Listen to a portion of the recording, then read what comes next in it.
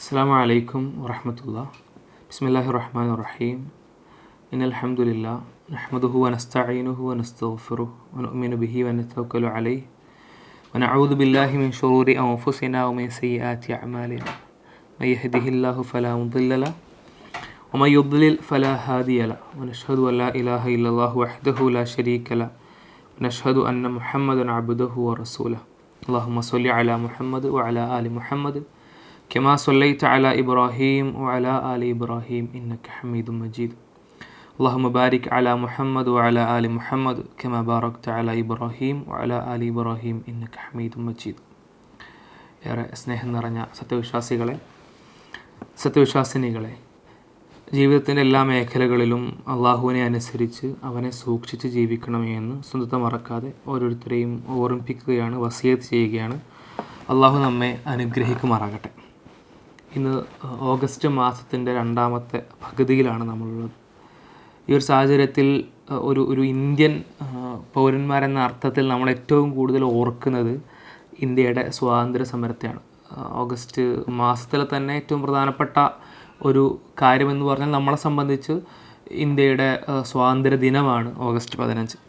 അപ്പോൾ നമ്മൾ പിന്നിലേക്ക് അയവിറക്കുന്ന സമയത്ത് നമ്മളുടെ മുന്നിൽ വരുന്ന ഏറ്റവും പ്രധാനപ്പെട്ട ഒരു സംഭവം എന്ന് പറയുന്നത്, അല്ലെങ്കിൽ സംഭവങ്ങളുടെ ഒരു പരമ്പര എന്ന് പറയുന്നത് സ്വാതന്ത്ര്യ സമരമാണ്. സ്വാതന്ത്ര്യ സമരത്തെപ്പറ്റി ഓർക്കാൻ നമുക്ക് ഒരുപാട് കാര്യങ്ങളുണ്ട്. നമ്മൾ നിരന്തരം പറഞ്ഞുകൊണ്ടിരിക്കുന്ന ഒരുപാട് ചരിത്രങ്ങളുണ്ട്. നമ്മൾ മനസ്സിലാക്കേണ്ട, ചിന്തിക്കേണ്ട, സമൂഹത്തിൽ ഇന്ത്യക്കാരെന്ന അർത്ഥത്തിൽ വളരെ വളരെ പ്രസക്തിയേറിയ ഒരുപാട് കാര്യങ്ങളുണ്ട്.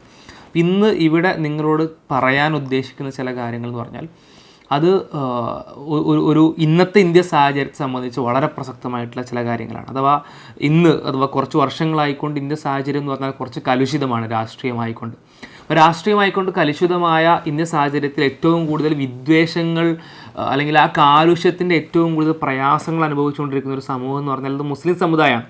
മുസ്ലിം സമുദായത്തിൻ്റെ പേരിൽ പലതരത്തിലുള്ള പ്രചരണങ്ങൾ ഉണ്ടാവുന്നു. അവരെ രാജ്യവിരുദ്ധരായും അതേപോലെ തന്നെ രാജ്യദ്രോഹികളായിക്കോട്ടെ ഒക്കെ പലതരത്തിൽ മുദ്ര കുത്തുന്നു. അനാവശ്യമായ കേസുകളിൽ ഉൾപ്പെടുത്തിക്കൊണ്ടും പലതരത്തിലുള്ള രാഷ്ട്രീയ അക്രമങ്ങൾ, അതേപോലെ തന്നെ മറ്റു രീതിയിലുള്ള മോബ് ലിഞ്ചിങ് അടക്കമുള്ള കാര്യങ്ങൾ, ഇങ്ങനെ പല കാര്യങ്ങൾക്കും വിധേയമായിക്കൊണ്ടും ആ സമുദായത്തെ ബുദ്ധിമുട്ടിക്കാൻ, പീഡിപ്പിക്കാൻ പല ആളുകളും ശ്രമിച്ചുകൊണ്ടിരിക്കുന്ന ഒരു വശം നമ്മൾ കാണുന്നു. ആ ശ്രമത്തിൻ്റെ ഭാഗമായിക്കൊണ്ട് നമുക്ക് മനസ്സിലാക്കാൻ പറ്റുന്ന ഒരു കാര്യമാണ് അവർക്കെതിരെയുള്ള അല്ലെങ്കിൽ മുസ്ലിങ്ങൾക്കെതിരെയുള്ള വ്യാപകമായ ചില ആശയപ്രചാരണങ്ങൾ. അതിൽ വളരെ പ്രധാനപ്പെട്ട ഒന്നാണ് അവർക്ക് രാജ്യസ്നേഹമില്ല, അവർക്ക് രാജ്യത്തിനോട് കൂറില്ല, അവർക്ക് രാജ്യവുമായി ബന്ധപ്പെട്ട യാതൊരു തരത്തിലുള്ള ബന്ധവുമില്ല, അവരുടേതല്ല ഈ രാജ്യം. പലപ്പോഴും മുസ്ലിങ്ങളുമായി ബന്ധപ്പെട്ട നേരത്തെ പറഞ്ഞ പല സാഹചര്യങ്ങളും ഉണ്ടാകുമ്പോൾ, പല സംഭവങ്ങളും ഉണ്ടാകുമ്പോൾ ഈ അക്രമങ്ങൾക്കും വിദ്വേഷങ്ങൾക്കും നേതൃത്വം കൊടുക്കുന്ന പല ആളുകളും പറയാറുള്ള കാര്യം എന്താണ്? മുസ്ലിങ്ങളോട് ബംഗ്ലാദേശിലേക്ക് പോയിക്കോ നിങ്ങൾ, അഫ്ഗാനിസ്ഥാനിലേക്ക് പോയിക്കോ നിങ്ങൾ, പാകിസ്ഥാനിലേക്ക് പോയിക്കോ നിങ്ങൾ. അഥവാ ആ പറച്ചിലിൻ്റെ ഉദ്ദേശം എന്ന് പറഞ്ഞാൽ മുസ്ലിങ്ങളുടേതല്ല ഈ രാജ്യം, മുസ്ലിങ്ങൾക്ക് ഈ രാജ്യത്തിൻ്റെ അവകാശമില്ല എന്നുള്ളതാണ്. അപ്പോൾ സ്വാഭാവികമായിട്ടും ഈ രാജ്യത്തിൽ മുസ്ലിങ്ങൾക്കും അവകാശമുണ്ട്, ഈ രാജ്യം കെട്ടിപ്പടുക്കുന്നതിൽ മുസ്ലിങ്ങൾക്കും പങ്കുണ്ട്, ആ പങ്ക് ഇന്നതൊക്കെയാണ് എന്ന് പറയാൻ നമ്മൾ പലപ്പോഴും നിർബന്ധിതരാകുന്നു എന്നുള്ളതാണ്. ഒരിക്കലും നമ്മൾ ഇപ്പോൾ ഇനി പറയാൻ പോകുന്ന കുറേ കാര്യങ്ങൾ മുസ്ലിങ്ങളുടെ സ്വാതന്ത്ര്യ സമരവുമായി ബന്ധപ്പെട്ട ഒരുപാട് ഇടപെടലുകളെ പറ്റിയിട്ടാണ്. അത് എന്തുകൊണ്ട് പറയുന്നു എന്ന് വെച്ചാൽ അത് പറയേണ്ട സാഹചര്യം ഉണ്ടെന്നുള്ളതുകൊണ്ടാണ്. കാരണം മുസ്ലിങ്ങൾ അവർ ഈ സ്വാതന്ത്ര്യ സമരവുമായി ബന്ധപ്പെട്ടും ഈ സ്വതന്ത്ര ഇന്ത്യയുമായി ബന്ധപ്പെട്ടും ഒരു തരത്തിലും ചേരാത്തവരാണ്, അല്ലെങ്കിൽ അവർക്ക് അതുമായി ബന്ധപ്പെട്ട ഒരു കണക്ഷനും ഇല്ല എന്ന് പറയുമ്പോൾ സ്വാഭാവികമായിട്ടും ആ കണക്ഷൻ ഉണ്ട് എന്ന് സമർത്ഥിക്കൽ അത് അനിവാര്യമായിട്ട് വരും. അത് മുസ്ലിങ്ങളുടെ ആവശ്യം മാത്രമല്ല, അതുകൊണ്ട് അത് മുസ്ലിങ്ങൾ മാത്രമല്ല ചെയ്യുന്നതും. അത് മുസ്ലിങ്ങളായ ഒരു തരത്തിലുള്ള മതപരമായ കൺസേണുകളും ഇല്ലാത്ത പല ആളുകളും ആ ഒരു ഉദ്യമം ചെയ്യുന്നതായിട്ട് നമുക്ക് കാണാൻ കഴിയും. അപ്പോൾ ഇന്ത്യയെ കെട്ടിപ്പടുക്കുന്നതിൽ മുസ്ലിങ്ങളുടെ പങ്ക് വളരെ പ്രസക്തമായി ചർച്ച ചെയ്യപ്പെടേണ്ട ഒരു സാഹചര്യം ഉണ്ടെന്നാണ് പറഞ്ഞു വെച്ചത്. ആ സാഹചര്യത്തിൽ നമ്മൾ ആലോചിക്കേണ്ട വ്യക്തിത്വങ്ങൾ, നമ്മുടെ മനസ്സിലേക്ക് ആദ്യം ഓടി വരുന്ന വ്യക്തി ആരാണ്? അങ്ങനെ ഒരു ലിസ്റ്റ് നമ്മൾ ഉണ്ടാക്കി കഴിഞ്ഞാൽ, ഒരു വലിയൊരു ശ്രേണി നമ്മൾ ഉണ്ടാക്കിക്കഴിഞ്ഞാൽ അത് നമ്മുടെ മനസ്സിലേക്ക് ആദ്യം വരുന്ന വ്യക്തി ആരാണ്? ഇത് മറ്റാരുമല്ല, മൗലാന അബുൽ കലാം ആസാദാണ്. മൗലാന അബുൽ കലാം ആസാദ് എന്ന് പറഞ്ഞാൽ ഇന്ത്യയുടെ ആദ്യത്തെ വിദ്യാഭ്യാസ മന്ത്രിയാണ് നമുക്കറിയാം. കോൺഗ്രസിൻ്റെ ഒരുപാട് കാലത്ത് സംസ്ഥാന അധ്യക്ഷനായിരുന്നു, പ്രസിഡൻ്റായിരുന്നു നമുക്കറിയാം. പക്ഷെ പലപ്പോഴും നമ്മൾ ആലോചിക്കേണ്ട ഒരു കാര്യം, അദ്ദേഹത്തെ നമ്മൾ സെലിബ്രേറ്റ് ചെയ്യേണ്ടതുപോലെ, നമ്മളെന്ന് പറഞ്ഞാൽ ഇന്ത്യൻ മുസ്ലിങ്ങളല്ല, ഇന്ത്യക്കാർ സെലിബ്രേറ്റ് ചെയ്യേണ്ടതുപോലെ സെലിബ്രേറ്റ് ചെയ്തിട്ടുണ്ടോ എന്നുള്ളതാണ്. പലപ്പോഴും അദ്ദേഹം അവഗണിക്കപ്പെടുന്നതായിട്ട് നമുക്ക് കാണാൻ പറ്റും.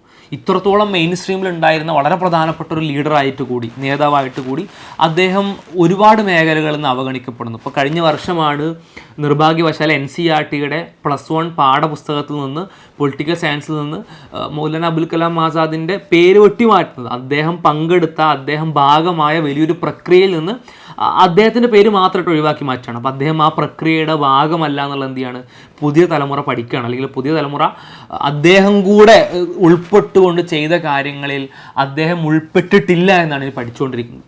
അപ്പോൾ അത് പുതിയ തലമുറ പഠിക്കുന്നത് മാത്രമല്ല പ്രശ്നം, നമ്മൾ ചർച്ച ചെയ്യാത്തത് കൂടെ പ്രശ്നമാണ്. നമ്മളൊരിക്കലും ഗാന്ധിജിയെയും നെഹ്റുവിനെയും ചർച്ച ചെയ്യുന്നത് പോലെ അബുൽ കലാം ആസാദിനെ ചർച്ച ചെയ്യുന്നില്ല. എന്തുകൊണ്ട്?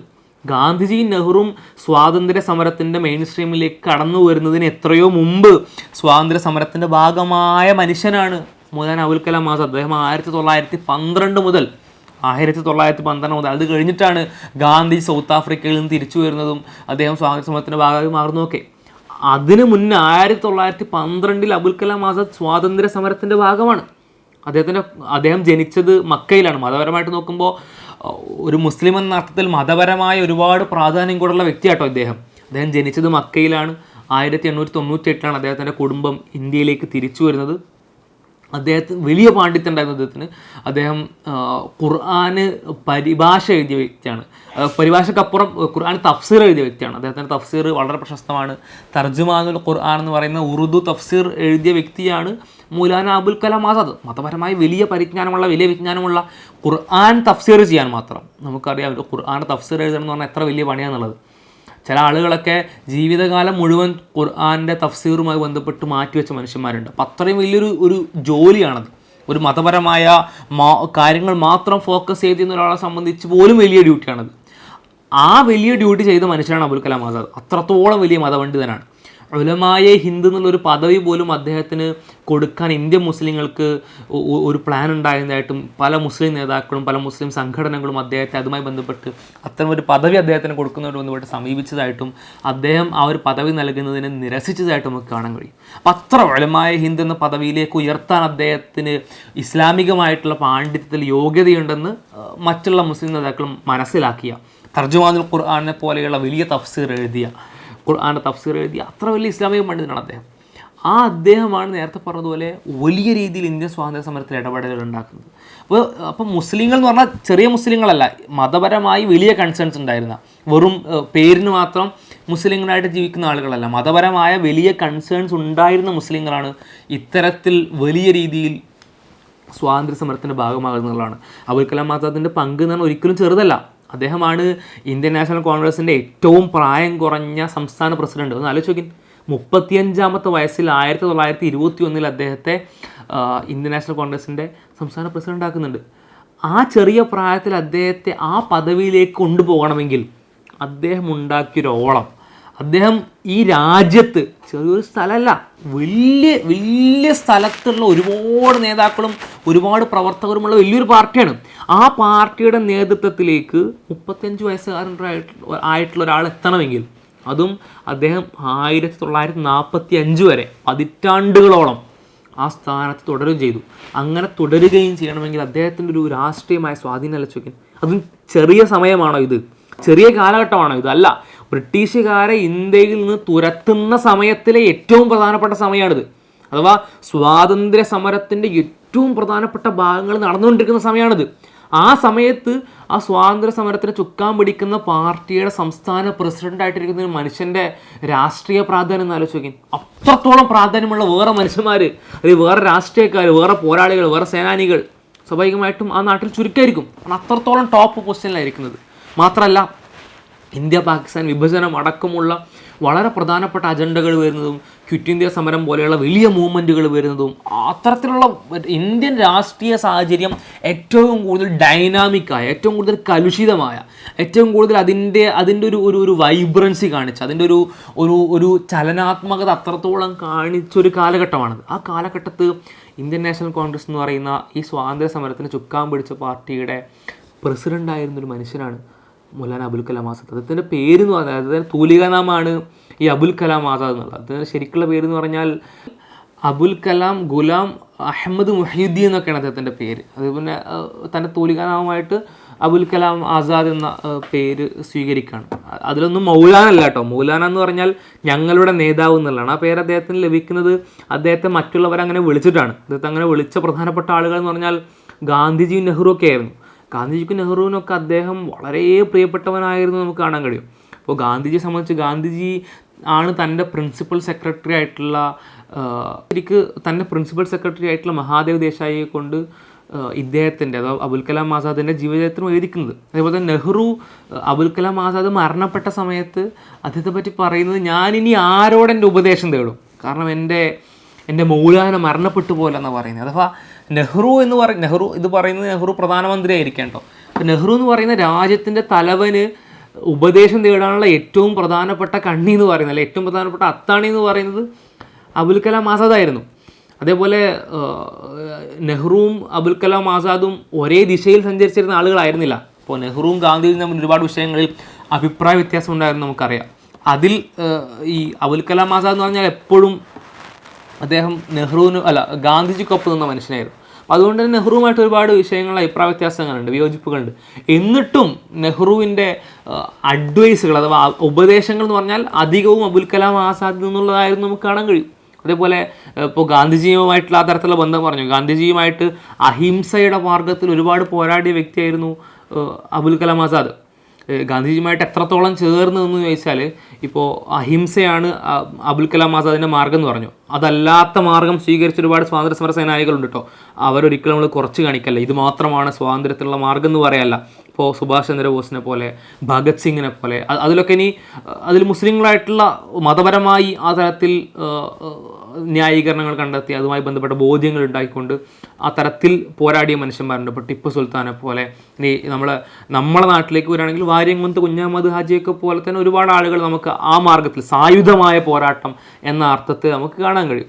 അതല്ലാത്തൊരു മാർഗം സ്വീകരിച്ച മനുഷ്യന്മാരുണ്ട്. ആ കൂട്ടത്തിൽപ്പെട്ട ആളാണ് അബുൽ കലാം ആസാദൊക്കെ. അബുൽ കലാം ആസാദിൻ്റെ ആ ഒരു നിലപാടിൽ പല സമയങ്ങളിലും സംയമനത്തിൻ്റെ ഒരുപാട് വലിയ മാർഗങ്ങൾ നമ്മൾ കണ്ടു. അതിൽ വളരെ പ്രധാനപ്പെട്ടെന്ന് പറഞ്ഞാൽ, ഇന്ത്യ പാകിസ്ഥാൻ വിഭജനവുമായി ബന്ധപ്പെട്ട ചർച്ചകൾ വന്ന സമയത്ത് മുഹമ്മദ് അലി ജിന്ന വളരെ ശക്തമായിക്കൊണ്ട് ആ നിലപാട് ഉയർത്തുമ്പോൾ അതിനെതിരെ സംസാരിച്ചൊരു മനുഷ്യനായിരുന്നു അബുൽ കലാം ആസാദ് എന്ന് പറഞ്ഞാൽ. അതും ഗാന്ധിജി എങ്ങനെയാണോ സംസാരിച്ചത് അതേ രൂപത്തിൽ. ജിന്നക്ക് അതുകൊണ്ട് തന്നെ അബുൽ കലാം ആസാദിനോട് വലിയ ദേഷ്യം ഉണ്ടായിരുന്നു. കാരണം അബുൽ കലാം ആസാദ് ഒരു മുസ്ലിമാണ്.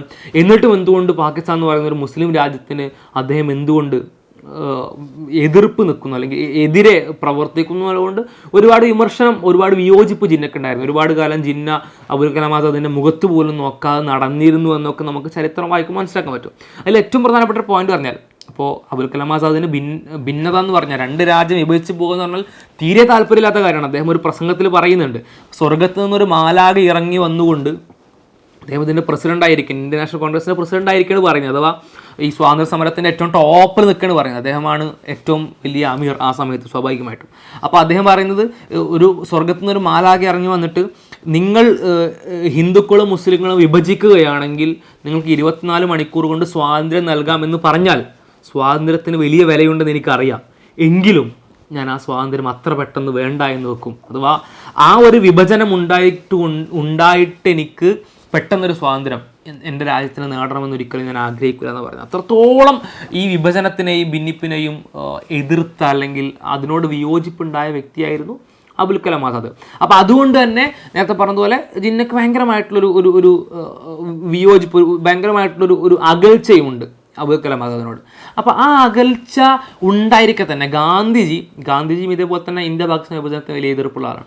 ഗാന്ധിജി ഒരു പ്രപ്പോസൽ വെച്ചു. അതായത് ഈ രാജ്യങ്ങൾ രണ്ടും വിഭജിക്കാതിരിക്കാൻ വേണ്ടിയിട്ട് ഇന്ത്യയുടെ, അഥവാ ഇന്ത്യയും പാകിസ്ഥാനും ബംഗ്ലാദേശും ഒക്കെ അടങ്ങുന്ന മഹാരാജ്യത്തിൻ്റെ പ്രസിഡൻ്റായി അല്ലെങ്കിൽ ആ മഹാരാജ്യത്തിൻ്റെ ടോപ്പ് സ്ഥാനത്തിൽ പ്രധാനമന്ത്രി ആയിക്കൊണ്ട് ജിന്നയെ അവരോധിക്കാം എന്നൊരു നിർദ്ദേശം ഗാന്ധിജി വെക്കുകയാണ്. ആ സമയത്ത് വ്യക്തിപരമായ ഒരുപാട് അകൽച്ച ഉണ്ടായിരുന്നിട്ട് കൂടി അബുൽ കലാം ആസാദ് ഗാന്ധിജിയെ പിന്തുണക്കുകയാണ്. അഥവാ ജിന്ന പ്രധാനമന്ത്രിയാകുന്നതിൽ തനിക്കൊരു വിയോജിപ്പില്ല എന്ന് പറയാം. അത്രത്തോളം തനിക്ക് പേഴ്സണൽ വിയോജിപ്പുള്ള, തനിക്ക് വ്യക്തിപരമായ അകൽച്ചയുള്ള ആളുകളാണോ അല്ലയോ ഒന്നും നോക്കുന്നില്ല. അത്രത്തോളം രാജ്യത്തിൻ്റെ യൂണിറ്റിക്ക് വേണ്ടിയിട്ട് പ്രവർത്തിച്ച ആളാണെന്നുള്ളതാണ്. ആ വ്യക്തിയാണ് ഇപ്പോൾ പാഠപുസ്തകങ്ങൾ എടുത്തു മാറ്റുന്നത് എന്നുള്ളത് നമ്മൾ മനസ്സിലാക്കണം. അറ്റ്ലീസ്റ്റ് മുസ്ലിങ്ങൾക്കെങ്കിലും ആ ബോധം വേണം ആരായിരുന്നു അബുൽ കലാം ആസാദ് എന്നുള്ളത്. അതുപോലെ അദ്ദേഹം ഉണ്ടാക്കിയ വിദ്യാഭ്യാസ വിപ്ലവം, ഇന്ന് ഇന്ത്യയിൽ നടക്കുന്ന ഏതൊരു വിദ്യാഭ്യാസ മുന്നേറ്റവും ഏതൊരു വിദ്യാഭ്യാസ ഉന്നമനവും അത് അബുൽ കലാം ആസാദ് തുടങ്ങിയിട്ട തറയിൽ നമ്മൾ വളർത്തിക്കൊണ്ടുവരുന്ന, നമ്മൾ പണിതുണ്ടാക്കുന്ന കെട്ടിടങ്ങൾ മാത്രമാണ്. അത്രത്തോളം വിദ്യാഭ്യാസ രംഗത്ത് ഇന്ത്യയിൽ അതിന് എന്തായിക്കോട്ടെ, 1951 ഉണ്ടാക്കിയ ആദ്യത്തെ IT ആയിക്കോട്ടെ, 1953 ഉണ്ടാക്കിയ ആദ്യത്തെ UGC ആയിക്കോട്ടെ, ഒരുപാട് അത് വിദ്യാഭ്യാസ രംഗത്തെ നേട്ടങ്ങൾ പറയുകയാണെങ്കിൽ അനേകം പറയാനുണ്ട്. എന്തൊക്കെയാണോ തുടങ്ങിയത് അതെല്ലാം. അദ്ദേഹത്തെ സംബന്ധിച്ച് നേരത്തെ പറഞ്ഞതുപോലെ വലിയ നേതാവാണ്. അദ്ദേഹത്തിന് ഏത് വകുപ്പ് വേണമെങ്കിലും തിരഞ്ഞെടുക്കാം. അതിൽ വലിയ സ്വാധീനം ചെലുത്താൻ പറ്റുന്ന, ഹീറോ ആയിട്ട് രാജ്യത്തിന് മുന്നിൽ അവതരിക്കാൻ പറ്റുന്ന ഒരുപാട് വകുപ്പുകൾ ഉണ്ടായിരുന്നു ക്യാബിനറ്റിൽ. എന്നിട്ടും അദ്ദേഹം തിരഞ്ഞെടുത്ത എഡ്യൂക്കേഷനാണ്. എന്തുകൊണ്ടാണെന്ന് വെച്ചാൽ അദ്ദേഹത്തിന് അറിയാം ആ മേഖലയിലാണ് തനിക്ക് പ്രവർത്തിക്കാനുള്ളത് എന്ന വ്യക്തമായ ബോധ്യം അബുൽ കലാം ആസാദിനുണ്ട്. അതുകൊണ്ടാണ് അദ്ദേഹം ആ മേഖലയെ തിരഞ്ഞെടുത്തതും ഒരുപാട് മാറ്റങ്ങൾ അതിൽ കൊണ്ടുവന്നു. അത് കൾച്ചറലായിട്ട് കൂടി. ഇപ്പോൾ സംഗീത അക്കാദമി, സാഹിത്യ നാടക അക്കാദമി, ലളിതകലാ അക്കാദമി അടക്കമുള്ള ഒരുപാട് ഇത്തരത്തിൽ കൾച്ചറലി റെലവൻ്റ് ആയിട്ടുള്ള സാംസ്കാരികമായിട്ടുള്ള ഒരുപാട് അക്കാദമികളും അത്തരത്തിലുള്ള മുന്നേറ്റങ്ങളും ഒക്കെ അദ്ദേഹത്തിന് വന്നിട്ടുള്ളതാണ്. ഭയങ്കരമായ ബ്രിട്ടീഷ് വിരുദ്ധതയും ഭയങ്കരമായ ധിഷണയും ഭയങ്കരമായ പോരാട്ട വീര്യവും ഭയങ്കരമായ സംയമനവും അഹിംസയും ഒക്കെ ഉൾച്ചേർന്ന ഒരു മനോഹരമായ വ്യക്തിത്വമായിരുന്നു അദ്ദേഹത്തിന് കാണാൻ കഴിയും. ഒരു നിലക്കും അദ്ദേഹം ഈ ബ്രിട്ടീഷുകാർക്കെതിരെയുള്ള സമരത്തിൽ ഒരു നിലക്കുള്ള വിട്ടുവീഴ്ചകൾ കാണിച്ചിട്ടില്ല. അത് എവിടെ പോലും എന്നറിയോ, ഇപ്പോൾ നമ്മൾ ബ്രിട്ടീഷുകാരുടെ ചരിത്രം നോക്കുമ്പോൾ ബ്രിട്ടീഷുകാർ ചില സാഹചര്യങ്ങളിൽ മുസ്ലിങ്ങൾക്കൊക്കെ ഒരു ട്രാപ്പ് ഉണ്ടാക്കിയൊരു സമയം ഉണ്ടായിരുന്നു. അഥവാ ബ്രിട്ടീഷുകാരോട് ചേർന്ന് നിൽക്കുന്ന ആളുകളെ സംബന്ധിച്ച് അവർ വിദ്യാഭ്യാസത്തിനും മറ്റു സൗകര്യങ്ങൾക്കൊക്കെയുള്ള അവസരങ്ങൾ കൊടുക്കും. അപ്പോൾ ആ ട്രാപ്പിൽ ഒരിക്കലും വീഴാത്ത ആളായിരുന്നു ഇദ്ദേഹം, അബുൽ കലാം ആസാദ്. ആ ട്രാപ്പിൽ വീണുപോയ ആളുകളുണ്ട്. ട്രാപ്പിൽ വീണുപോയ ആളുകളെന്നോ അല്ലെങ്കിൽ ബ്രിട്ടീഷുകാർ ഒരുക്കിയ സൗകര്യങ്ങൾ ഉപയോഗിച്ച ആളുകൾ എന്നൊക്കെ വേണമെങ്കിൽ നമുക്ക് വരെ പറയാം. അതിൽപ്പെട്ട ഒരാളാണ് സർ സെയ്ദ് എന്ന് പറയുന്നത്. സർ സെയ്ദ് ഒരുപാട് മുന്നേറ്റങ്ങൾ ഇത്തരത്തിൽ ഉണ്ടാക്കിയാലാണ്. അദ്ദേഹം ആ തരത്തിൽ കൊണ്ടുവന്ന യൂണിവേഴ്സിറ്റിയാണ് അലിഗഡ് മുസ്ലിം യൂണിവേഴ്സിറ്റി. ആ യൂണിവേഴ്സിറ്റിയിൽ അത്തരത്തിൽ ഒരുപാട് ആളുകൾക്ക് പഠനത്തിലുള്ള സൗകര്യങ്ങളൊക്കെ ഉണ്ട്. പക്ഷെ അത് ബ്രിട്ടീഷ് വിരുദ്ധമായിട്ടുള്ളൊരു കാര്യം ചെയ്യില്ലായിരുന്നു. അപ്പോൾ അത്തരത്തിലുള്ളൊരു യൂണിവേഴ്സിറ്റി ആയിരുന്നത്. അപ്പോൾ ബ്രിട്ടീഷ് വിരുദ്ധമായ ഒരു കാര്യം ചെയ്യാൻ പറ്റാത്തൊരു യൂണിവേഴ്സിറ്റി എന്ന് പറഞ്ഞാൽ അത് ബ്രിട്ടീഷ് അനുകൂലമാണ് അന്നത്തെ വ്യാഖ്യാനത്തിൽ. കാരണം ബ്രിട്ടീഷ് വിരുദ്ധമായൊരു വാക്കും പറയാൻ പറ്റില്ലെങ്കിൽ പിന്നെ അത് ബ്രിട്ടീഷ് അനുകൂലം എന്നേ പറയാൻ പറ്റുള്ളൂ. അപ്പോൾ ആ ബ്രിട്ടീഷ് അനുകൂലം എന്ന് വ്യാഖ്യാനിക്കാൻ പറ്റുന്ന അലിഗഡ് മുസ്ലിം യൂണിവേഴ്സിറ്റിക്ക് എതിരെ ഒരു വിപ്ലവാത്മകമായിട്ട് നമുക്ക് വ്യാഖ്യാനിക്കാൻ പറ്റുന്ന അർത്ഥത്തിലാണ് അബുൽ കലാം ആസാദിൻ്റെയൊക്കെ നേതൃത്വത്തിൽ ജാമിയ മില്ലിയ ഇസ്ലാമിയ എന്ന് പറയുന്ന പുതിയ യൂണിവേഴ്സിറ്റി ഡൽഹിയിൽ തന്നെ സ്ഥാപിക്കുന്നത്. അപ്പോൾ അതിനൊക്കെ ഭയങ്കരമായ രാഷ്ട്രീയ ധ്വനികളുണ്ട് എന്നുകൂടെ നമുക്ക് കാണാൻ കഴിയും. അപ്പോൾ അബുൽ കലാം ആസാദിനെ പറ്റി പറഞ്ഞ് ഇനി ഒരുപാട് പറയണ്ട. അതുകൊണ്ട് ആ ഭാഗം ഇവിടെ തൽക്കാലം അവസാനിപ്പിക്കുകയാണ്. ഇനിയും നമുക്ക് ഒരുപാട് ഇത്തരത്തിലുള്ള വ്യക്തികൾ കാണാൻ കഴിയും. ഇപ്പം ഇനി പറയുന്ന പറഞ്ഞാൽ വളരെ മെയിൻ സ്ട്രീമുള്ള ആളുകളെ പറ്റി മാത്രമാണ് സൂചിപ്പിക്കുന്നത്. കാരണം അതിനുള്ള സമയമാണ് നമ്മുടെ മുന്നിലുള്ളൂ. അതിന് താഴെ വരുന്ന അനുയായികൾ എന്ന കൂട്ടത്തിൽ വരുന്ന അനേകം ആയിരക്കണക്കിന് ലക്ഷക്കണക്കിന് സ്വാതന്ത്ര്യ സമര സേനാനികളായിട്ടുള്ള മുസ്ലിങ്ങൾ നമുക്ക് കാണാൻ കഴിയും. മെയിൻ സ്ട്രീമിലുള്ള വളരെ പ്രധാനപ്പെട്ട ആദ്യം ഓർമ്മ വരുന്ന മറ്റൊരു മനുഷ്യൻ എന്ന് പറഞ്ഞാൽ ബഹദൂർ ഷാ സഫറാണ്. അഥവാ 1857 ഫസ്റ്റ് ഫ്രീഡം ഫൈറ്റ്, ആദ്യത്തെ സ്വാതന്ത്ര്യ സമരത്തിലെ ഒന്നാമത്തെ സമരമായിട്ട് ചരിത്രപരമായിട്ട് കണക്കാക്കുന്ന സമരമാണത്. അത് നയിച്ച വ്യക്തിയാണ് ബഹദൂർ ഷാ സഫർ എന്ന് പറഞ്ഞാൽ. ബഹദൂർ സഫർ എന്ന് പറഞ്ഞാൽ മുഗൾ രാജാക്കന്മാരിലെ അവസാനത്തെ കണ്ണിയാണ്. അദ്ദേഹം രാജാവായിരുന്നു. അദ്ദേഹത്തിന് ബ്രിട്ടീഷുകാരോട് ആവശ്യപ്പെട്ടാൽ ഏത് തരത്തിലുള്ള സൗകര്യങ്ങളും ഏത് തരത്തിലുള്ള ഡിമാൻഡുകളും അദ്ദേഹത്തിന് അവർ പൂർത്തീകരിച്ച് കൊടുക്കും. അതിനുള്ളൊരു സാഹചര്യം അവിടെ ഉണ്ട്. അതിനുള്ള സാഹചര്യം ഉണ്ടായിട്ട് കൂടി ബഹദൂർ ഷാ സഫർ അത്തരത്തിലുള്ളൊരു ഡിമാൻഡുകളും ചോദിച്ചതെന്ന് മാത്രമല്ല, അദ്ദേഹം ബ്രിട്ടീഷുകാർക്കെതിരെ പോരാടി എന്നുള്ളതാണ്. അതും അദ്ദേഹം തൻ്റെ വാർദ്ധക്യത്തിൽ 1857 സമരം നയിക്കുന്ന വേളയിൽ, ഒന്നാം സ്വാതന്ത്ര്യ സമരം നയിക്കുന്ന വേളയിൽ ബഹദൂർ ഷാ സഫറിൻ്റെ പ്രായം 82ആണ്. 82ാമത്തെ വയസ്സിൽ ഒരു കാര്യമില്ല, ഒരു ഉപകാരം വ്യക്തിപരമായിട്ട് നേടാനില്ല. അഥവാ ബ്രിട്ടീഷുകാരെ പ്രീണിപ്പിച്ചാൽ, ബ്രിട്ടീഷുകാരുടെ അനുകൂലമായിട്ട് നിന്നാൽ ഏറ്റവും കുറഞ്ഞത് മനോഹരമായൊരു മരണമെങ്കിലും കിട്ടും, സൗകര്യമുള്ള സുഖകരമായൊരു മരണമെങ്കിലും കിട്ടും. അതുപോലും കിട്ടില്ലെന്ന് ഉറപ്പാണ് ആ സമരത്തിന് ഇറങ്ങുമ്പോൾ ബഹദൂർ ഷാ സഫർ എന്ന് പറഞ്ഞാൽ ഒരു ചില്ലറക്കാരനല്ല, തീരെ ഒരു ധിഷണയില്ലാത്ത ആളല്ല. അദ്ദേഹത്തിന് അറിയാം ഈ സമരം എന്ന് പറഞ്ഞാൽ ഇറങ്ങിപ്പോയാൽ അപ്പോഴേക്ക് സമരം നടത്തുമ്പോഴേക്ക് വിജയിക്കുന്ന ഒരു കാര്യമില്ല എന്നറിയാം. എന്നിട്ടും ഇറങ്ങിപ്പോകുമെന്ന് പറഞ്ഞാൽ വലിയൊരു പ്രക്രിയ, ഇനിയും തുടരേണ്ട വലിയൊരു സമരത്തിൻ്റെ ചങ്ങലക്ക് ഞാൻ തിരി കൊളുത്തണം, അല്ലെങ്കിൽ അതിലേക്ക് വലിയൊരു ഡൊണേഷൻ, വലിയൊരു ഒരു ഭാഗം ഞാൻ എൻ്റേതായിട്ട് ഇവിടെ സമർപ്പിക്കുകയാണ് എന്ന ഉദ്ദേശത്തിലാണ് അദ്ദേഹം അത് ചെയ്യുന്നത്. ആ വാർദ്ധക്യത്തിൻ്റെ വേളയിൽ പോലും. കാരണം അദ്ദേഹത്തെ രംഗൂണിലെ ജയിലിലേക്ക് നാട് കടത്തി തുറങ്കിലടക്കാണ്. അവിടെ വെച്ചാണ് അദ്ദേഹം മരണപ്പെടുന്നത്. രംഗൂണിലെ ജയിലിൽ വെച്ച് മരണപ്പെട്ടിട്ട് ഇവർക്ക് ഭയമായിരുന്നു. കാരണം തങ്ങളുടെ രാജാവിന് വേണ്ടി തങ്ങളുടെ അനുയായികൾ മുറവിളി കൂട്ടണം, തങ്ങളുടെ രാജാവിനെ ഇവിടെ എത്തിക്കാൻ വേണ്ടിയിട്ട്. ബ്രിട്ടീഷുകാർക്ക് അദ്ദേഹത്തെ നാട്ടിലേക്ക് വിടാൻ ഭയമാണ്, അദ്ദേഹത്തെ ഡൽഹിയിലേക്ക് വിടാൻ ഭയമാണ്. അദ്ദേഹത്തിനുള്ള അന്ത്യാഭിലാഷം എന്ന് പറഞ്ഞാൽ അന്ത്യാഭിലാഷം സാധിച്ചു കൊടുക്കാറാണ് അധികവും ഏത് ഭരണകൂടവും പതിവ്. എത്ര ക്രൂരമായിട്ടുള്ള ഭരണകൂടമാണെങ്കിലും ഒരാൾ മരണപ്പെടാൻ പോകുമ്പോൾ അത് തുറങ്കിലൊക്കെ കടന്നിട്ടാണ് മരണപ്പെടുന്നതെങ്കിൽ അന്ത്യാഭിലാഷമെങ്കിലും സാധിച്ചു കൊടുക്കും. അദ്ദേഹത്തിന് അന്ത്യാഭിലാഷം എന്ന് പറഞ്ഞാൽ ഡൽഹിയിലാണ് തന്നെ മറമാടുന്നതാണ് അദ്ദേഹത്തിൻ്റെ അന്ത്യാഭിലാഷം. പക്ഷേ അദ്ദേഹത്തിൻ്റെ അന്ത്യാഭിലാഷം പോലും നടപ്പിലാക്കാതെ അദ്ദേഹത്തെ രംഗൂണിൽ തന്നെ മറമാടുകയാണ്. എന്നിട്ട് അതിനുശേഷം 12 ദിവസങ്ങൾക്ക് അപ്പുറമാണ് അദ്ദേഹത്തിൻ്റെ നാട്ടിലെ വിവരം അറിയിക്കുന്നത്. കാരണം ഭയമായിരുന്നു, അദ്ദേഹത്തിൻ്റെ മൃതദേഹം പോലും നാട്ടിലേക്ക് കൊണ്ടുവരാൻ ഭയമായിരുന്നു. കാരണം അത് അദ്ദേഹത്തിൻ്റെ അനുയായികളിൽ ഉണ്ടാക്കാവുന്ന ഒരു മോശൻ, ഒരു സമരാത്മകത, ഒരു വിപ്ലവാത്മകത, അതിന് ബ്രിട്ടീഷുകാർ ഭയന്നിരുന്നു എന്നുള്ളതാണ്. അത്രത്തോളം വൈബ്രൻ്റായ വയസ്സായ വാർദ്ധക്യത്തിലുള്ള ഒരു ലീഡറായിരുന്നു ബഹദൂർ ഷാ ജഫർ എന്നുള്ളതാണ്. അപ്പോൾ അദ്ദേഹത്തിൻ്റെ യൗവനം, അദ്ദേഹത്തിൻ്റെ കൗമാരമൊക്കെ ഒന്ന് ആലോചിച്ചൊക്കെ പറ്റും നമുക്ക് സ്വാഭാവികമായിട്ടും. അപ്പോൾ പ്രിവിലേജുകൾക്കും സൗകര്യങ്ങൾക്കുള്ള ഓപ്ഷൻ ഉണ്ടായിട്ട് പോലും അത് ഒഴിവാക്കിക്കൊണ്ട് സ്വാതന്ത്ര്യ സമരത്തിൻ്റെ മാർഗത്തിൽ തന്നെ പൂർണ്ണമായിട്ട് സമർപ്പിച്ച ബഹദൂർ ഷാ ജഫറിനെ നമുക്കതിൽ കാണാൻ കഴിയും. അതേപോലെ തന്നെ മറ്റൊരു വ്യക്തിയാണ് ഹസ്രത്ത് മൊഹാനി, മൗലാന ഹസ്രത്ത് മൊഹാനിനെ പറ്റിയിട്ട് ഒറ്റ വാക്കിൽ പറയുകയാണെങ്കിൽ ഇൻകുലാബ് സിന്ദാബാദ് എന്നാണ് പറയാനുള്ളത്. അർത്ഥം കൊണ്ടും ആ മുദ്രാവാക്യം കൊണ്ടും രണ്ടും ഹസ്രത്ത് മൊഹാനിയാണ്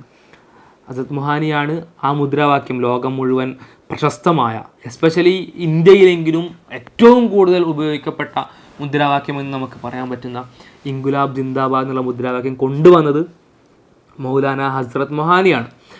അതിൻ്റെ അർത്ഥം ഞാൻ പറഞ്ഞില്ല, അർത്ഥം കൊണ്ടുകൂടി നമുക്ക് ഹസ്രത്ത് മൊഹാനിയെ വ്യാഖ്യാനിക്കുന്ന ഒരു പദമായിട്ട് അല്ലെങ്കിൽ ഒരു വാക്യമായിട്ട്, ഒരു മുദ്രാവാക്യമായിട്ട് നമുക്ക് ഇൻകുലാബ് സിന്ദാബാദിനെ സ്വീകരിക്കാം. ഇൻകുലാബ് സിന്ദാബാദ് എന്ന് പറഞ്ഞാൽ ഇൻകുൽ അബ് സിന്ദ്ബാദ് എന്നാണ് അതിൻ്റെ അർത്ഥം. അല്ലെങ്കിൽ അതിനെ 2 ഭാഗമാക്കിയാണ് അതുകൊണ്ട് ഉദ്ദേശിക്കുന്നത്. ഇൻകുലാബ് എന്ന് പറഞ്ഞാൽ ഇപ്പം സമരം, സിന്ദ്ബാദ് ജീവിതം പിന്നെ, ഇപ്പം സമരത്തിൻ്റെ സമയമാണ്, ഇപ്പം ഞാൻ ജീവിതത്തെ പറ്റി ഓർക്കുന്നില്ല, ഇപ്പം ഞാൻ സമരത്തിലേക്ക് ഇറങ്ങുകയാണ്. സിന്ദ്ബാദ് ജീവിതം പിന്നെ, ജീവിക്കാൻ പറ്റുകയാണെങ്കിൽ ജീവിക്കാം. ആ മുദ്രാവാക്യത്തിലുണ്ട് എത്രത്തോളം വിപ്ലവാത്മകമാണ് ഇദ്ദേഹത്തിൻ്റെ ജീവിതം എന്നുള്ളത്, അഥവാ ഹസ്രത്ത് മൊഹാനിയുടെ ജീവിതം എന്നുള്ളത്. അദ്ദേഹത്തിൻ്റെ ജീവിതത്തിൻ്റെ ഓരോ കാലഘട്ടം എടുക്കുമ്പോൾ അദ്ദേഹം വലിയൊരു എഴുത്തുകാരനായിരുന്നു, കവിയായിരുന്നു. പക്ഷേ വീടിനുള്ളിൽ ചടഞ്ഞുകൂടി വിപ്ലവ കവിതകൾ എഴുതി അതങ്ങനെ വായിച്ച് പുളകം കൊണ്ട് മറ്റുള്ളവർക്ക് അയച്ചു കൊടുത്തുകൊണ്ട് നിർജ്ജീവമായിക്കൊണ്ട് ശരീരം കൊണ്ടൊന്നും ചെയ്യാതിരിക്കുന്ന ഒരു വ്യക്തിയായിരുന്നില്ല. ഒരേ സമയം വിപ്ലവ കാവ്യങ്ങൾ എഴുതുകയും വിപ്ലവമായിട്ടുള്ള രചനകൾ നിർവഹിക്കുകയും ചെയ്യുന്നതിനൊപ്പം തന്നെ അദ്ദേഹം പുറത്തേക്കിറങ്ങി വളരെ സജീവമായിട്ട് രാഷ്ട്രീയത്തിലും മറ്റും ഇടപെട്ടിരുന്ന വ്യക്തിയോടായിരുന്നു. അദ്ദേഹം തുടക്കത്തിലൊരു ന്യൂസ് പേപ്പർ തുടങ്ങി, ഉറുദുവെ മഴല്ല എന്ന് പറയുന്ന ഒരു ന്യൂസ് പേപ്പർ തുടങ്ങി. ആ ന്യൂസ് പേപ്പറിൽ വളരെ വ്യാപകമായിക്കൊണ്ട് ബ്രിട്ടീഷ് വിരുദ്ധ ലേഖനങ്ങൾ എഴുതി. ആ ബ്രിട്ടീഷ് വിരുദ്ധ ലേഖനങ്ങൾ എഴുതി അദ്ദേഹം അറസ്റ്റ് ചെയ്യപ്പെട്ടു. അതിനു മുമ്പ് അദ്ദേഹം കോളേജ് വിദ്യാഭ്യാസ കാലഘട്ടത്തിൽ ബ്രിട്ടീഷ് വിരുദ്ധ സമരങ്ങൾ നടത്തി. ബ്രിട്ടീഷ് വിരുദ്ധ സമരങ്ങളുടെ പേരിൽ കോളേജിൽ നിന്ന് പുറത്താക്കി. അങ്ങനെയാണ് ഈ പത്രം തുടങ്ങി, പത്രത്തിൽ ലേഖനങ്ങൾ എഴുതി അറസ്റ്റിലാക്കപ്പെടുന്നത്. അദ്ദേഹമാണ് അതിലൂടെ ഇന്ത്യയിൽ അല്ലെങ്കിൽ ബ്രിട്ടീഷ് ഇന്ത്യയിൽ ആദ്യമായിട്ട് പ്രസ് ആക്ടിൻ്റെ ഭാഗമായിക്കൊണ്ട് അറസ്റ്റിലാകപ്പെടുന്ന ആദ്യത്തെ പൊളിറ്റീഷ്യൻ അല്ലെങ്കിൽ ആദ്യത്തെ സ്വാതന്ത്ര്യ സമര സേനാനി എന്നൊക്കെ നമുക്ക് പറയാൻ പറ്റും. അതൊക്കെ അദ്ദേഹത്തിൻ്റെ ജീവിതത്തിലെ വളരെ പ്രധാനപ്പെട്ട ഒരു ഇവൻ്റാണ്. അദ്ദേഹം 2 കൊല്ലം അതിൻ്റെ പേരിൽ 1908 ജയിലിലാകപ്പെടുന്നുണ്ട്. 1908 ജയിലിലായതിനു ശേഷം അദ്ദേഹം ഒരുപാട് ക്രൂരമർദ്ദനങ്ങൾക്ക് ഇരയാവുന്നുണ്ട്. ആ ക്രൂരമർദ്ദനങ്ങൾ എന്ന് പറഞ്ഞാൽ വളരെ വലിയ പീഡനങ്ങൾ. അന്നത്തെ കാലത്തും ഒക്കെ ഒരു ജയിലിലാക്കപ്പെട്ട തടവ് പുള്ളിക്കൊരു മിനിമം സൗകര്യങ്ങൾ ഒരുക്കി കൊടുക്കുമല്ലോ. അപ്പം അത്തരത്തിലുള്ള സൗകര്യങ്ങളൊന്നും ലഭിക്കാതെയായിരുന്നു അദ്ദേഹത്തിൻ്റെ ജയിൽ ജീവിതം. അദ്ദേഹത്തിൻ്റെ സൗകര്യങ്ങളൊന്നും കൊടുത്തിട്ടുണ്ടായിരുന്നില്ല. ക്രൂരമായിട്ടുള്ള മർദ്ദനങ്ങളായിരുന്നു അദ്ദേഹം നേരിടേണ്ടി വന്നത്. അപ്പോൾ ആ ക്രൂരമായിട്ടുള്ള മർദ്ദനങ്ങൾ നേരിട്ടതിന് ശേഷം അദ്ദേഹം ആ സാഹചര്യത്തെ പറ്റി അയവറക്കുന്നുണ്ട്. അയവറക്കെന്ന് പറഞ്ഞാൽ അദ്ദേഹം തൻ്റെ ഈമാൻ വർദ്ധിക്കാൻ സാഹചര്യം കാരണമായി എന്നാണ് പറയുന്നത്. ആലോചിച്ച് നോക്കണം, ക്രൂരമർദ്ദനങ്ങൾ ലഭിച്ചിട്ട് തൻ്റെ ഈമാനെ വർദ്ധിപ്പിച്ചു എന്നാണ് പറയുന്നത്. അതിനുശേഷം കുറച്ച് വർഷങ്ങൾക്ക് ശേഷം വീണ്ടും അദ്ദേഹം ജയിലിലാകപ്പെടുന്നുണ്ട്. ആ ജയിലിലാകുന്ന സമയത്തൊക്കെ അദ്ദേഹം എത്രത്തോളം റഫായിരുന്നു, അദ്ദേഹം എത്രത്തോളം വലിയ വിപ്ലവകാരിയായിരുന്നു എന്നുള്ളത് രണ്ടാമത്തെ ജയിലിൽ പോകലുമായി ബന്ധപ്പെട്ട ചരിത്രം വായിച്ച് നമുക്ക് മനസ്സിലാക്കാൻ പറ്റും. അദ്ദേഹം അങ്ങനെ ജയിലിലേക്ക് പോകുന്ന സമയത്ത് അദ്ദേഹം പതുക്കെ നടക്കുന്ന വേളയിൽ ബ്രിട്ടീഷ് സൈനികർ അദ്ദേഹത്തോട് വേഗം നടക്കാൻ പറഞ്ഞു. അപ്പോൾ അദ്ദേഹം ബ്രിട്ടീഷ് സൈനികർ പറഞ്ഞ കാര്യമല്ലേ, അത് ഞാൻ അനുസരിക്കില്ല എന്ന് പറഞ്ഞിട്ട് അവിടെ നിന്നു. പിന്നെ അദ്ദേഹം നടക്കാൻ കൂട്ടാക്കുന്നില്ല. അദ്ദേഹത്തിൻ്റെ ആ നിൽക്കലിലെ വാശി അവസാനം ബ്രിട്ടീഷ് സൈനികർ അദ്ദേഹത്തെ എടുത്തു കൊണ്ടുപോയി ജയിലിലാക്കേണ്ടി വന്നു. ആ സാഹചര്യത്തിലേക്ക് കൊണ്ടുപോയി എത്തിച്ചു എന്നുള്ളത്. അത്രത്തോളം സ്ട്രൈറ്റായ, അത്രത്തോളം വിപ്ലവകാരിയായിട്ടുള്ള ഒരു രാഷ്ട്രീയക്കാരനായിരുന്നു, ഒരു സ്വാതന്ത്ര്യ സമര സേനാനിയായിരുന്നു ഹസ്രത്ത് മൊഹാനി എന്ന് നമുക്ക് മനസ്സിലാക്കാൻ പറ്റും. അദ്ദേഹത്തിന് 500 രൂപ പിഴ ഇട്ടിരുന്നു. അദ്ദേഹം ആ 500 രൂപ അടക്കാൻ പറ്റാത്തതുകൊണ്ട് അദ്ദേഹത്തിൻ്റെ വളരെ വലിയൊരു ലൈബ്രറിയാണ് ബ്രിട്ടീഷുകാർ മൊത്തത്തിൽ എടുത്തുകൊണ്ട് പോയത് എന്നൊക്കെ നമുക്ക് ചരിത്രത്തിൽ കാണാൻ കഴിയും. അത് അദ്ദേഹത്തിലെ വിപ്ലവകാരിയോടുള്ള ബ്രിട്ടീഷുകാർക്കുള്ള ദേഷ്യവും അതേപോലെ തന്നെ അദ്ദേഹത്തിലെ വായനക്കാരൻ, അങ്ങനെ ഒരുപാട് കാര്യങ്ങളെ നമുക്ക് മനസ്സിലാക്കി തരുന്നതാണ് അത്തരം ചെറിയ ചെറിയ സംഭവങ്ങൾ എന്നുള്ളത്.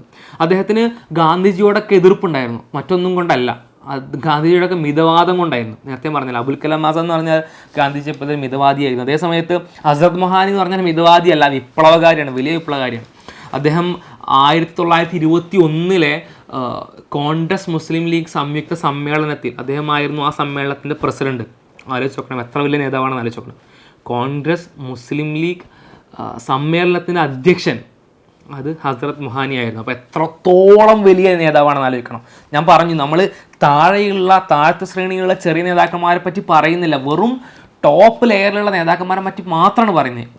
അതിൽ പോലും ഞാൻ മനസ്സിലാക്കുന്ന വളരെ പ്രധാനപ്പെട്ട കാര്യം എന്ന് പറഞ്ഞാൽ, എന്നെ കേൾക്കുന്ന പല ആളുകൾക്കും ഈ ആളുകളെ പറ്റി പോലും അറിയില്ല എന്നുള്ളതാണ്.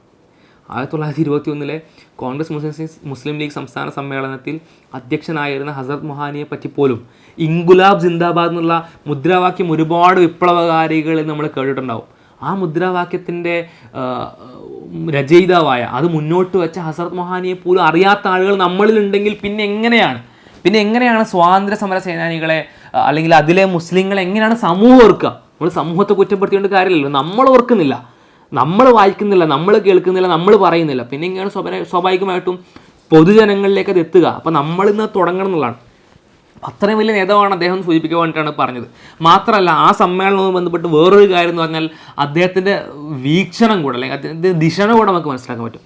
ആ സമ്മേളനത്തിലാണ് അദ്ദേഹം ആദ്യമായിട്ട് പൂർണ്ണ സ്വാതന്ത്ര്യം നമുക്ക് വേണമെന്ന അർത്ഥത്തിലുള്ള പ്രമേയം പാസ്സാക്കുന്നത്, അല്ലെങ്കിൽ പ്രമേയം അവതരിപ്പിക്കുന്നത്. പ്രമേയം ഒരിക്കലും പാസ്സായില്ല. ഗാന്ധിജി അടക്കമുള്ള ഒരുപാട് ആളുകൾ അതിനെ എതിർത്തു. കാരണം അന്നത്തെ ഒരു വീക്ഷണത്തിൽ ഇത് ഭയങ്കര റാഡിക്കലായ, ഭയങ്കര ഒരു തീവ്രമായ ഒരു ആശയമാണ്. പൂർണ്ണ സ്വാതന്ത്ര്യത്തെ പറഞ്ഞാൽ വളരെ വലിയ പ്രശ്നം ഉണ്ടാകുന്ന ഒരു കാര്യമാണ് അന്നത്തെ ഒരു വീക്ഷണത്തിൽ. പക്ഷേ അദ്ദേഹത്തിൻ്റെ വീക്ഷണമായിരുന്നു ശരി എന്നുള്ളത് പിന്നീട് ഇവരനെ സാക്ഷ്യം വെക്കുകയാണ്. 1929 പിന്നീട് ലാഹോർ സമ്മേളനത്തിൽ അത് പിന്നീട് ആ പ്രമേയം, പൂർണ്ണ സ്വാതന്ത്ര്യ പ്രമേയം പിന്നീട് പാസ്സാക്കണം. അപ്പോൾ അദ്ദേഹത്തിൻ്റെ ഒരു ദിശനെ കൂടെ നമുക്കതിൽ മനസ്സിലാക്കാൻ പറ്റും. അദ്ദേഹത്തിൻ്റെ പോരാട്ടം പിന്നീട് മുന്നിലേക്ക് പോകുന്നുണ്ട്. അദ്ദേഹത്തിൻ്റെ ഉർദുമയല എന്ന് പറയുന്ന പത്രം അത് നിരോധിക്കുന്നുണ്ട്. അദ്ദേഹം മുസ്തഖിദ് എന്ന് പറയുന്ന വേറൊരു പത്രം ഇറക്കുന്നുണ്ട്. അത്തരത്തിലേക്ക് ഒരുപാട് പോരാട്ടങ്ങൾ അദ്ദേഹത്തിൻ്റെ ഭാഗമായിട്ടുണ്ടാകുന്നുണ്ട്. നേരത്തെ ഗാന്ധിജിക്ക് എതിരായിരുന്നു ചില വിഷയങ്ങൾ പറഞ്ഞില്ല. അതിനർത്ഥം ഗാന്ധിജിയും അദ്ദേഹം ഭയങ്കരമായ ദേശത്തിലോ രണ്ട് പക്ഷത്തുമായിരുന്നല്ല. അങ്ങനെയാണെങ്കിൽ ഒരിക്കലും അദ്ദേഹം അത്തരം ഒരു സമ്മേളനത്തിൻ്റെ ഒരു അധ്യക്ഷ സ്ഥാനം വഹിക്കില്ലല്ലോ. മാത്രമല്ല, വലിയ അടുപ്പം അവർക്കുണ്ടായിരുന്നു. അപ്പോൾ ഗാന്ധിജിയുടെ ജീവിതത്തിന് വളരെ പ്രധാനപ്പെട്ട ഒരു സമരമാണ് നിസ്സഹകരണ പ്രസ്ഥാനം എന്ന് പറയുന്നത്, അല്ലെങ്കിൽ വലിയൊരു മൂവ്മെൻ്റാണ്. ആ നിസ്സഹകരണ പ്രസ്ഥാനത്തിന് പേര് കൊടുത്തത് ഹസ്രത്ത് മൊഹാനിയാണ്. അദ്ദേഹം വലിയ പണ്ഡിതനാണ്, ഭാഷാ പണ്ഡിതനാണ്, വലിയ രചയിതാവാണ്. അതുകൊണ്ടാണ് ഇത്തരത്തിലുള്ള വിപ്ലവാത്മകമായ എന്നെന്നും ഓർത്തിരിക്കുന്ന പേരുകളും മുദ്രാവാക്യങ്ങളൊക്കെ അദ്ദേഹത്തിൻ്റെ അടുത്ത് വരുന്നത്.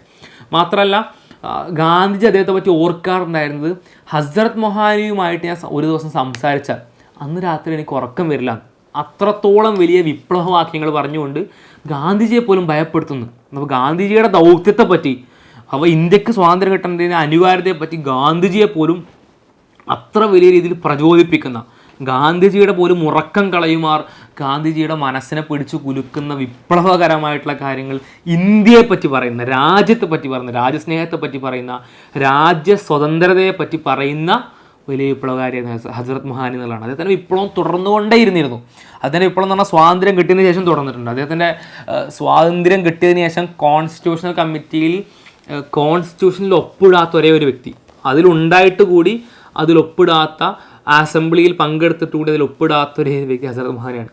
അദ്ദേഹം ആ കോൺസ്റ്റിറ്റ്യൂഷനിൽ ഒപ്പിടാതിരിക്കാനുള്ള കാരണമായിട്ട് പറഞ്ഞത്, ഈ ഭരണഘടനയിൽ ഞാൻ ഭാവിയിൽ ന്യൂനപക്ഷങ്ങൾക്ക് എതിരെ തിരിയാനുള്ള പല കാര്യങ്ങളും, ന്യൂനപക്ഷങ്ങൾ പീഡിപ്പിക്കപ്പെടാനുള്ള പല കാര്യങ്ങളും കാണുന്നു എന്നുള്ളതാണ്. അതുകൊണ്ട് ഞാൻ ഇതിൽ ഒപ്പിടുന്നില്ല എന്ന് പറഞ്ഞിട്ട് അദ്ദേഹം അതിന് മാറി നിൽക്കുകയാണ്. അദ്ദേഹത്തിൻ്റെ ദിശ നമുക്ക് അവിടെയും കാണാൻ പറ്റും. എത്രത്തോളം ശരിയായിരുന്നു, ആ സാധ്യതകൾ അതിലുണ്ട് എന്നുള്ള കാര്യം എന്ന് നമുക്ക് പിന്നീടുള്ള ചരിത്രം, നമുക്ക് ഇന്നത്തെ വർത്തമാനം കൂടെ അടങ്ങുന്ന ചരിത്രം നമുക്ക് കാണിച്ചു തരുന്നു എന്നുള്ളതാണ്. അദ്ദേഹം അടക്കമുള്ള ഒരുപാട് പേരിലേക്ക് പിന്നെയും നമ്മളുടെ ആ വായന നീളുമെന്നുള്ളതാണ്. ഇനി യുവാക്കളായിട്ടുള്ള അന്നത്തെ കാലത്ത് യുവാക്കളായിട്ടുള്ള ഒരുപാട് ലീഡേഴ്സ് നമുക്ക് കാണാൻ കഴിയും. അത് വളരെ പ്രധാനപ്പെട്ടതാണ് ഈ അലി ബ്രദേഴ്സ്, അല്ലെങ്കിൽ മൗലാന മുഹമ്മദ് അലി ജൗഹറും മൗലാന ഷൗക്കത്ത് അലിയും, അതേപോലെ തന്നെ ജഫർ അലി ഖാൻ, അതേപോലെ തന്നെ ആ തരത്തിലുള്ള ഒരുപാട് ആളുകൾ, നവാബ് മുഹമ്മദ് ഇസ്മായിൽ ഖാൻ, അത്തരത്തിലുള്ള ഒരുപാട് ആളുകളെ നമുക്ക് ഈ തരത്തിൽ മനസ്സിലാക്കാൻ സാധിക്കും. ഖലീഖുർ റഹ്മാൻ മനസ്സിലാക്കാൻ സാധിക്കുന്നതാണ്. അപ്പോൾ ഇത്തരത്തിലുള്ള ഒരുപാട് യങ് ലീഡേഴ്സിനെ പറ്റി പറയുകയാണെങ്കിൽ അവരുടെ ജീവിതം തന്നെ ഇത്തരത്തിലുള്ള ഓരോ പാഠങ്ങളാണ്. അതിൽ ഒരിക്കലും അവഗണിക്കാൻ പറ്റാത്തൊരു വ്യക്തിയാണ് മൗലാന മുഹമ്മദ് അലി ജൗഹർ എന്ന് പറഞ്ഞാൽ. അദ്ദേഹം ഓക്സ്ഫോർഡ് യൂണിവേഴ്സിറ്റിയിൽ പഠിച്ചതാണ്. അദ്ദേഹത്തിൻ്റെ ഉമ്മ വളരെ വലിയ വിപ്ലവകാരിയാണ്. ബീഗം അല്ലെങ്കിൽ ബി അമ്മാൻ എന്നൊക്കെ പറയുന്ന അദ്ദേഹത്തിൻ്റെ ഉമ്മ, അവർ കൊടുത്ത ഉപദേശങ്ങളും ആ ഉപദേശങ്ങളിലൂടെ ഇവർ പ്രവർത്തിച്ച കാര്യമൊക്കെ, അവർ ഓക്സ്ഫോർഡ് യൂണിവേഴ്സിറ്റിയിലേക്ക് പറഞ്ഞയക്കുമ്പോൾ കൊടുക്കുന്ന ഉപദേശം എന്ന് പറഞ്ഞാൽ ഒരിക്കലും സമ്പത്തല്ല, നിൻ്റെ ലക്ഷ്യം എന്ന് പറഞ്ഞാൽ സ്വാതന്ത്ര്യം നേടലാണ്. മറ്റൊരു ഉപദേശം, വലിയ തണുപ്പുണ്ട് അവിടെ ഞാൻ കേട്ടിട്ടുണ്ട്, മരം കോച്ചുന്ന തണുപ്പുണ്ടെന്ന് ഞാൻ കേട്ടിട്ടുണ്ട്, പക്ഷെ ഒരിക്കലും നീ നിന്റെ തഹജ്ജുദ് മുടക്കരുത്. മതപരമായിട്ടും രാജ്യത്തിനു വേണ്ടിയിട്ടുള്ള പോരാട്ടം, ഈ രണ്ട് ആംഗിളിലും ആ മനുഷ്യനെ പ്രചോദിപ്പിക്കുന്ന ഒരു ലെവൽ നമുക്ക് മനസ്സിലാക്കാൻ പറ്റും. ആ ലെവല് ആ വ്യക്തിയെ കൊണ്ടെത്തിച്ചതും വലിയ ഉയരങ്ങളിലാണ്. ഓക്സ്ഫോർഡ് യൂണിവേഴ്സിറ്റിയിൽ പോയി പഠിച്ച് അവിടുത്തെ സ്റ്റുഡൻറ്റ് എഡിറ്ററായിരുന്നു ഇദ്ദേഹം, മൗലാന മുഹമ്മദ് അലി ജൗഹർ. എന്നാലോചിക്കണം, വിദേശത്ത് നിന്ന് വന്നൊരു വ്യക്തി ഓക്സ്ഫോർഡ് യൂണിവേഴ്സിറ്റിയിലെ സ്റ്റുഡൻറ്റ് എഡിറ്റർ ആവുക എന്ന് പറഞ്ഞാൽ എത്രത്തോളം വലിയ ക്വാളിറ്റിയുള്ള മനുഷ്യനായിരിക്കും. അത്ര വലിയ ക്വാളിറ്റിയുള്ള മനുഷ്യനാണ് അദ്ദേഹം, നമുക്ക് മനസ്സിലാക്കാൻ പറ്റും.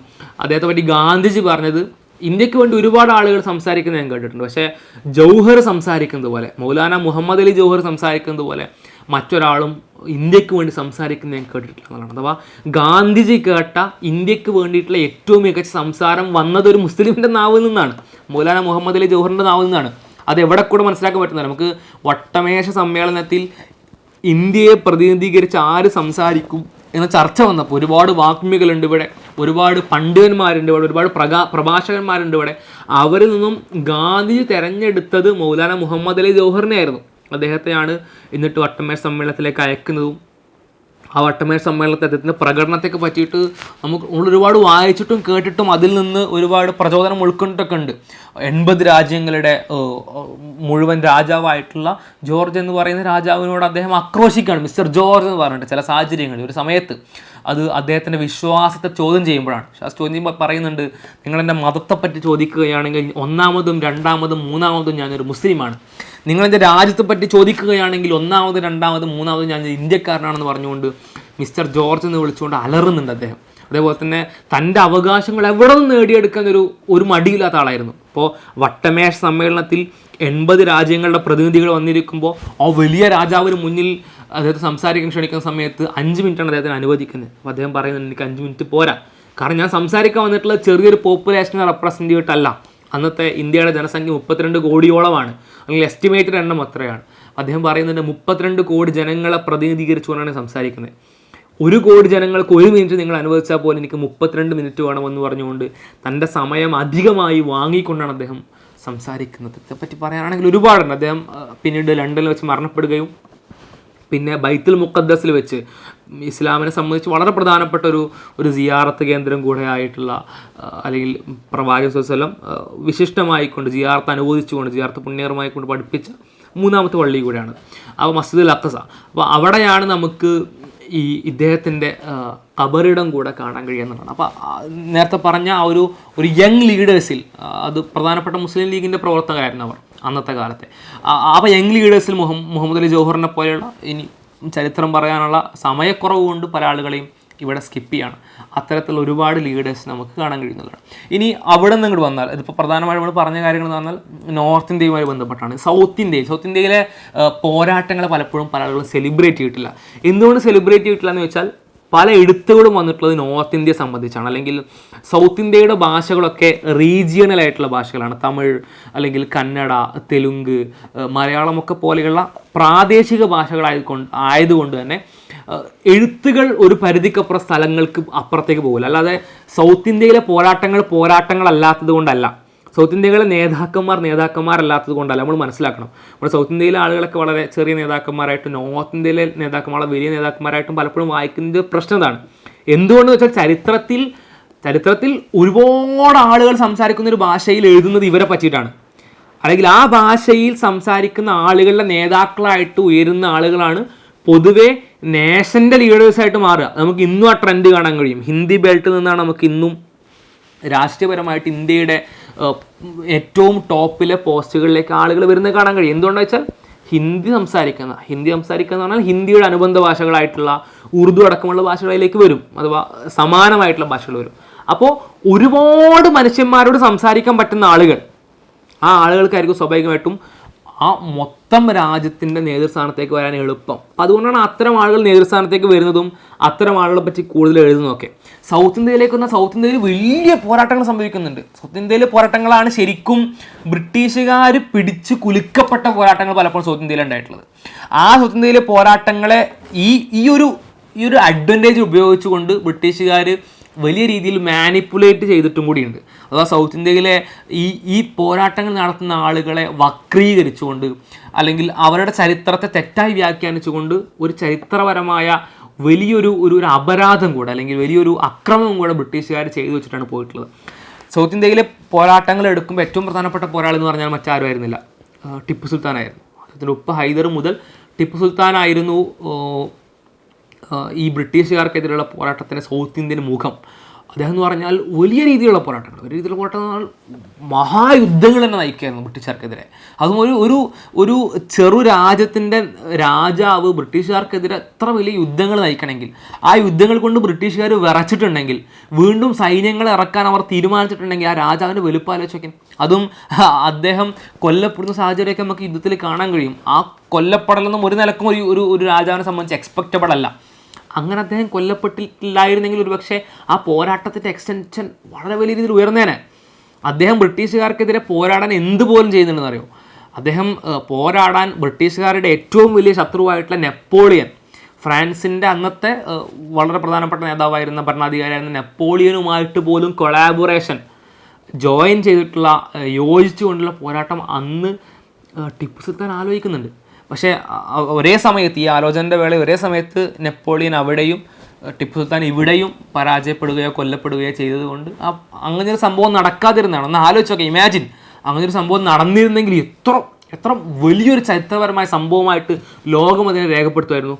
അപ്പം അത്ര വലിയ രാജാവായിരുന്നു. ഒരു ഫ്രാൻസ് പോലത്തെ രാജ്യത്തിനോളം വലുപ്പമുള്ള രാജ്യം തന്നെയായിരുന്നു ടിപ്പുവിൻ്റെ മൈസൂരും മലബാറും ഒക്കെ. അത്ര വലിയ രാജാവായിരുന്നു ടിപ്പു സുൽത്താൻ. അത്ര വലിയ പോരാട്ടങ്ങൾ നടത്തിയ മനുഷ്യനായിരുന്നു. നേരത്തെ പറഞ്ഞതുപോലെ അദ്ദേഹത്തെ എഴുതാനുള്ള ഭാഷയുടെ പരിമിതി, അദ്ദേഹത്തിൻ്റെ നാലുപുറമുള്ള ആളുകളുടെ ഭാഷയുടെ പരിമിതി. മറ്റൊന്നെന്ന് പറഞ്ഞാൽ അദ്ദേഹത്തെ വക്രീകരിച്ചുകൊണ്ട്, അദ്ദേഹത്തെ മാനിപ്പുലേറ്റ് ചെയ്തുകൊണ്ട്, അദ്ദേഹത്തെ ഒരു വർഗീയവാദിയായിട്ട്, ഒരു മതവിദ്വേഷമുള്ള ആളായിട്ടൊക്കെ പ്രസൻറ്റ് ചെയ്തുകൊണ്ട്, അവതരിപ്പിച്ചുകൊണ്ട് ബ്രിട്ടീഷുകാർ കാണിച്ച ക്രൂരത, ഇത് രണ്ടുമാണ് പലപ്പോഴും ടിപ്പു സുൽത്താനൊക്കെ സെലിബ്രേറ്റ് ചെയ്യപ്പെടാതെ പോകാനുള്ള കാരണം. അതേപറ്റി വിശദീകരിക്കാനുള്ള സമയക്കുറവ് ഒരുപാടുള്ളതുകൊണ്ട് ഇനിയും അധികം പറയുന്നില്ല. അതേപോലെ വളരെ റെലവൻ്റ് ആയിട്ടുള്ളൊരു മനുഷ്യനായിരുന്നു സുൽത്താൻ വാരിയംകുന്നത്തെ കുഞ്ഞഹമ്മദ് ഹാജി, അഥവാ നമ്മളുടെ മലയാളിയായിട്ടുള്ള മലബാറിലെ മനുഷ്യനായിട്ടുള്ള, ബ്രിട്ടീഷുകാർക്കെതിരെ ഒരു പാരലൽ ഗവൺമെൻറ് പോലും സ്ഥാപിച്ച മനുഷ്യൻ.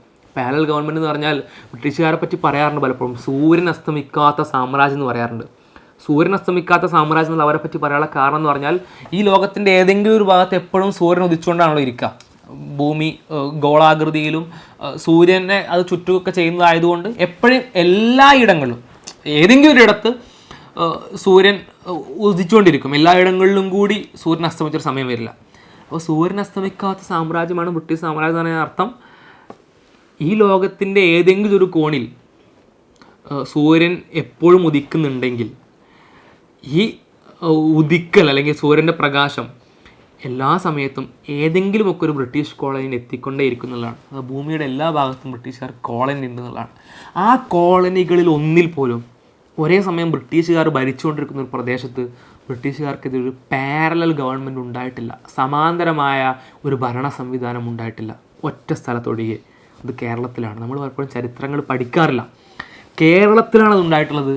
ആ കേരളത്തിലെ മലബാറിൽ വാരിയംകുന്നത്ത് കുഞ്ഞഹമ്മദ് ഹാജിയുടെയും ആലി മുസ്ലിയാരുടെയും അതുപോലെ തന്നെ സീതിക്കോയ തങ്ങളുടെയും ഒക്കെ അടക്കം നേതൃത്വത്തിലുണ്ടായ ഗവൺമെൻറ് ആയിരുന്നു അത്. നമ്മൾ മനസ്സിലാക്കണം.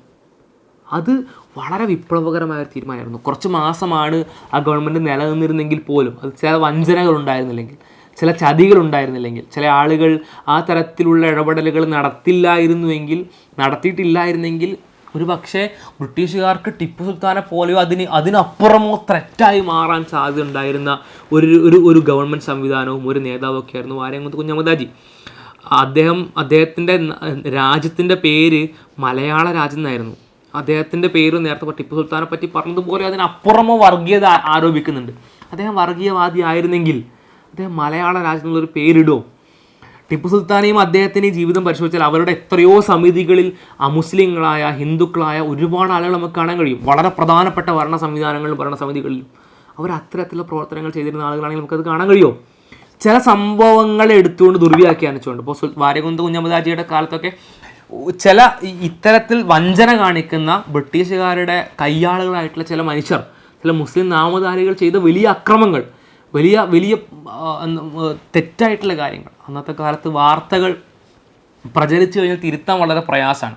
അവരെ കൊണ്ട് ചില അപകടകരമായ കാര്യങ്ങൾ ചെയ്യിക്കുകയും അതിൻ്റെയൊക്കെ ഭാരം വാര്യംകുന്നത്ത് കുഞ്ഞഹമ്മദ് മറ്റു ആളുകളുടെ പേരിലിടുകയും അത് പിന്നീട് ചരിത്രം എഴുതുന്ന വേളയിൽ ചരിത്രത്തിനെ വലിയ രീതിയിൽ വക്രീകരിച്ച് ഉണ്ടായ സംഭവങ്ങളെക്കാൾ എത്രയോ പർവ്വതീകരിച്ച് കാണിച്ചുകൊണ്ട് അവതരിപ്പിക്കുക ചെയ്തുകൊണ്ട് വലിയൊരു ക്രൂരത കൂടെ അവർ ചെയ്തിട്ടുണ്ട് എന്നതാണ്. വാര്യംകുന്നത്ത് കുഞ്ഞഹമ്മദ് കൊല്ലാൻ കൊണ്ടുപോകുന്ന സമയത്ത് അദ്ദേഹത്തോട് ഒരു മാപ്പ്, അല്ലെങ്കിൽ അദ്ദേഹത്തോട് ഒരു ബ്രിട്ടീഷ് അനുകൂലമായിട്ടുള്ളൊരു സംസാരം, അല്ലെങ്കിൽ ഈ ചെയ്ത കാര്യവുമായി ബന്ധപ്പെട്ട് ഒരു ക്ഷമാപണം നടത്തിയാൽ അദ്ദേഹത്തെ വെറുതെ വിടാമെന്ന് പോലും പറയുന്നുണ്ട്.